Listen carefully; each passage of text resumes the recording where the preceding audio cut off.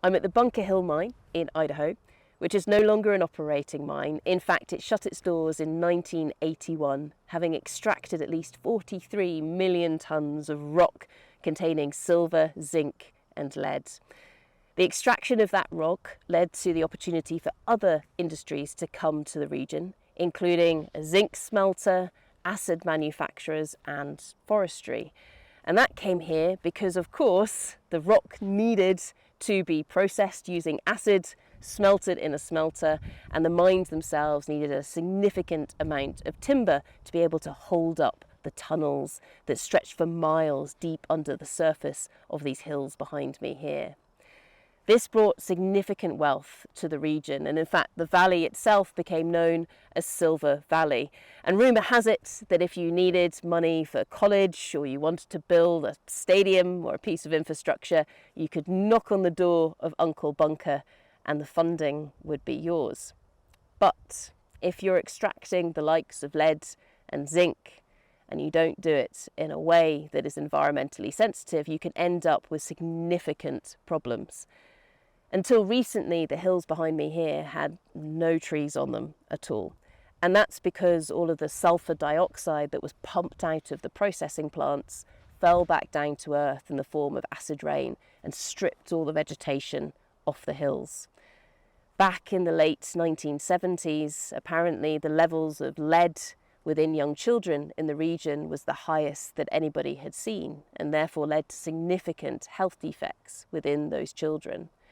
So the region had a significant problem, and in part because of this, in the 1980s, that is why Bunker Hill shut down. Over the last 40 years, there has been a significant array of environmental improvement that has been pumped into this region. Not only do we see massive revegetation of the hills round about us here, but we see huge amounts of protection that has gone into the dumps of toxic material on the hillsides, and a significant water treatment plant being installed that means that any water that leaves this region is clean, and so therefore possible for fish, etc., to live in. So masses of improvement on the environmental side. However, from a social perspective, as soon as you take away that source of wealth and do it incredibly quickly, that leads to massive social disruption. And to this day, the levels of high school graduation and drug and alcohol abuse are some of the worst in this part of the world.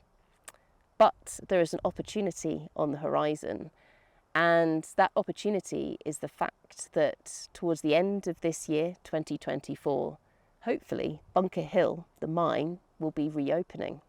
Now this is really, really exciting because 43 years on, we have not only learnt more about the environment and how we can negatively impact it if we do things wrong, but we've learnt how to mine in a way that doesn't negatively impact the environment and in fact can enhance the environment around mines such as this.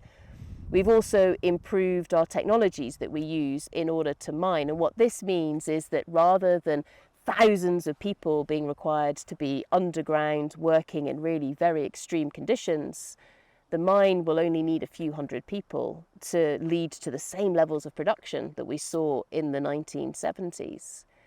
Hopefully, this will bring a little bit of prosperity back to the region, which will therefore allow some of the social dynamics to be redressed, and therefore ensuring that this little corner of Idaho not only protects its environment, but also regains some of its social wealth as well.